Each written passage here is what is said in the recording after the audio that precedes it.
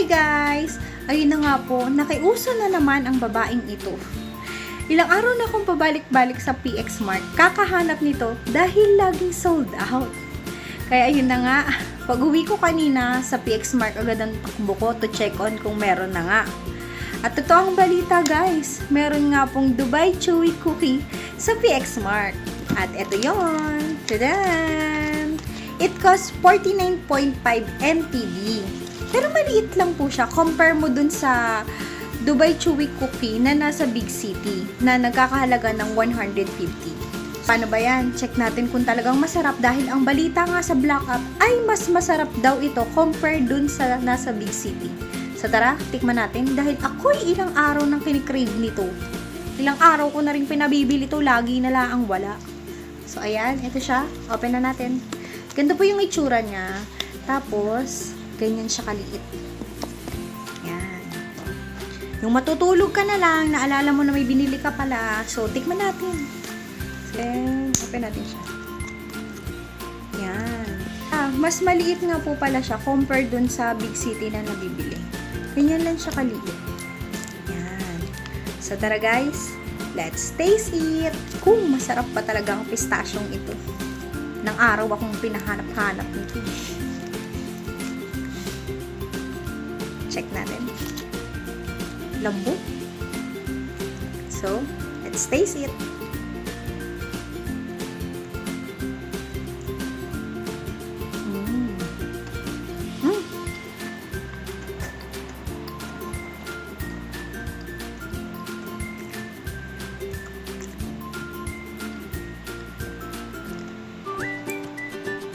Grabe yung dikit sa ngipin. Crunchy din naman yung ka-typing niya, pero konti lang. Hindi siya ganun karaming yung ka-typing niya. Ganyan po yung loob niya. Tapos hindi siya dry. As in talagang basa yung loob niya. Ganyan siya. Kasi yung dun sa big city, nakikita mo yung ka-typing niya na buo-buo. Ito, ayan, tignan niyo po. Basa po siya.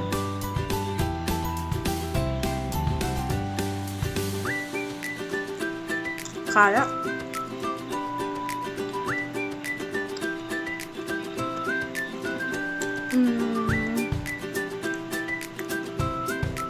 Masarap po siya. Masarap po siya, pero mas bet ko yung nasa big city. Parang mas bet ko yung lasa nun compare dito. Pero, sa presyo niya na 49.5 NTD, okay na po siya. Okay na po siya. Masarap kung sa masarap. Kung sa presyo niya, masarap po siya. Hindi siya nakakaumay. Masyado nga lang talagang malambot. Tapos dumidikit sa ngipin. Siyempre, alam na matanda. Grabe makadikit sa ngipin. Wala naman pong matatanggal kasi totoo naman yung ngipin ko. Masyado lang talaga siyang madikit.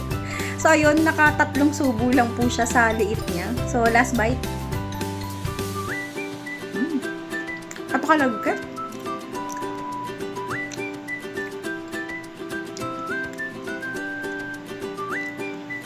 Diba? Ang hirap magsalita kasi sobrang lagkit nga talaga.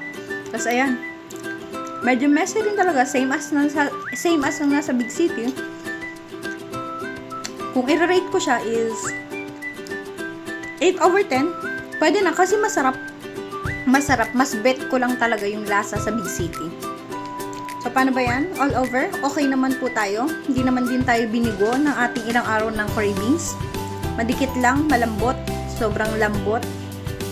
Medyo may pagka-maarte po kasi tayo pagdating sa sobrang lambot na pagkain. So, ayun lang. Pero, all over, good. Masarap. So, guys, takbo na sa PX Mart para sabay-sabay po nating tikman ang Dubai Chewy Cookie ni PX Mart.